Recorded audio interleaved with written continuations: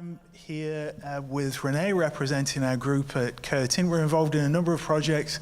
We're on science teams for 5 space missions.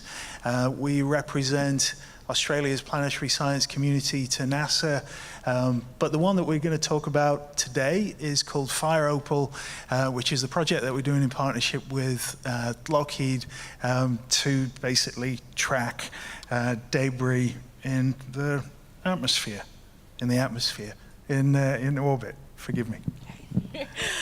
So the DFN is blue sky research. It's about understanding the origins and the evolution of our solar system. And it does this through this autonomous network of cameras dotted across the sky, dotted across the deserts in Australia and more increasingly around the world. You can have a little look on the slides there. What's really exciting is it actually connects what we see as a fireball in the sky, and from that trajectory, they can triangulate the fall position of a chunk of space rock older than the age of the Earth, holding these mysteries of the earliest ages and time of our solar system. But it actually connects it back to space. It's pre-Earth orbits, and it's through this particular connection of where it's come from and what we have that we can fill this niche, and we are able to deploy these hardened, weatherproofed observatories that Phil's just clicked over here. And as you can see, just a quick little install. It means that we can scale them across, and we cover about 1/3 of Australian skies. So it's this scalability that's really making the difference in being able to roll out with our global partners. So it's together with NASA. We are becoming and have the Global Fireball Observatory. So at the moment we have 51 stations in Australia, but we've deployed over 50 more of them, and by the end of next year we'll have about 200. So some WA tech delivering some really exciting science as well, something that's really easy to go from here in Australia and bring it across the globe. I was just going to say, it's not just the technology as well that it's delivering, it's also delivering some incredible science. What you see here on your screen is the data set from some of our orbits from the Desert Fireball Network. These orbits, the data set we have is bigger than the entire data set in history. So we have a unique window into this size debris that's entering our atmosphere as these fireballs, and it's through our partners with NASA at Ames, actually through California Academy of Sciences, that we're able to do this animation. So it's exciting science as well as exciting tech. But we realized fairly early on that we weren't just seeing meteorites. So this is actually a part of China's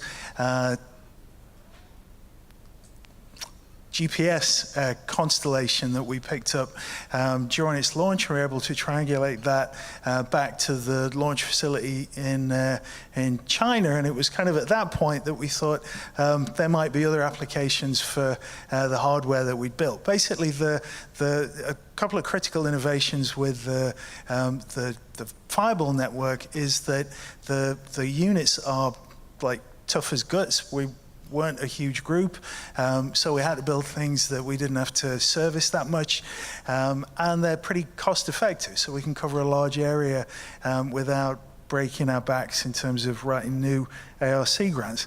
In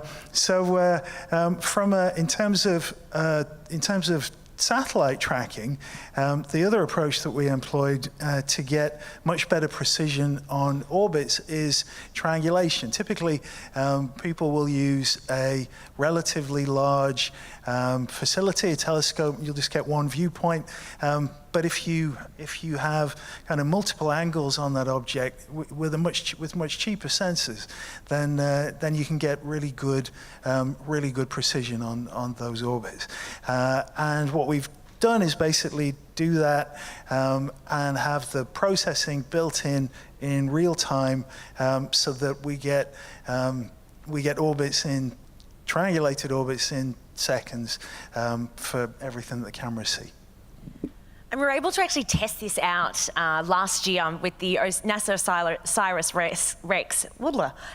OSIRIS-REx Earth Gravity Assist Maneuver. And this was a really exciting opportunity because it brought together so many of those partnerships.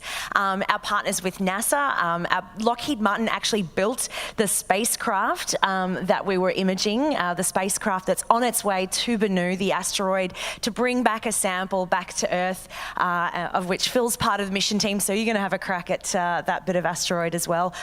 Something else that Megan didn't mention, of course, that biosecurity might have a problem with, but we won't tell them about that yet.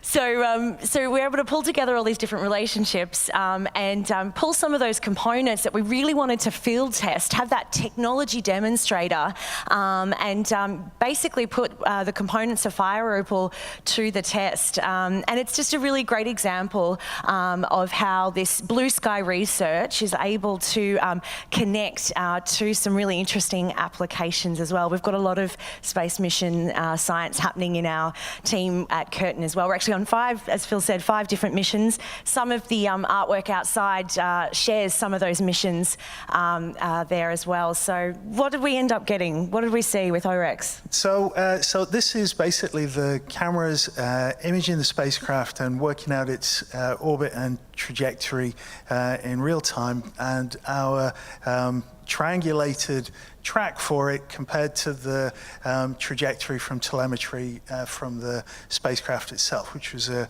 really good match. At the moment, we have a network operating in Australia, 2 kind of nodes in Australia. We've got another camera in Scotland. Doesn't get quite as good skies.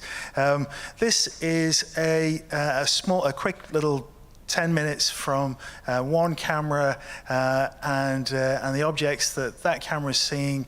It's basically analyzing that in real time, working out orbits for those objects and light curves.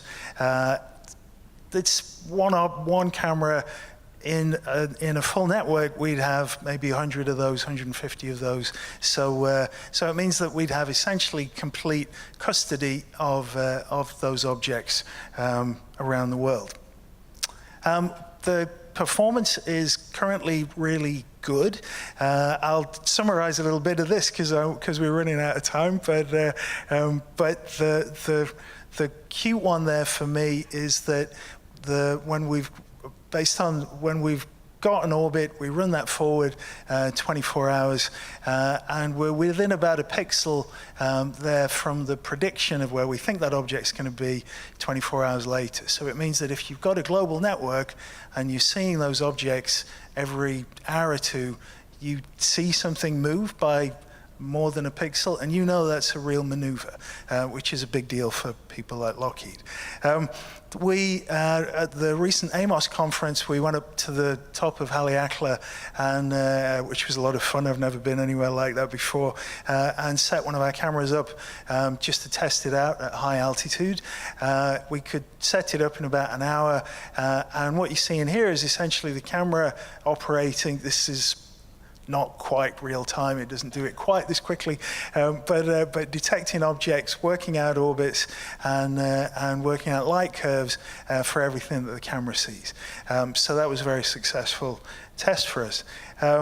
And this is our a snapshot of the data that we've got from that trial network in a 6-week period. So a full network, we're going to be doing that basically permanently all the time with custody for all those objects.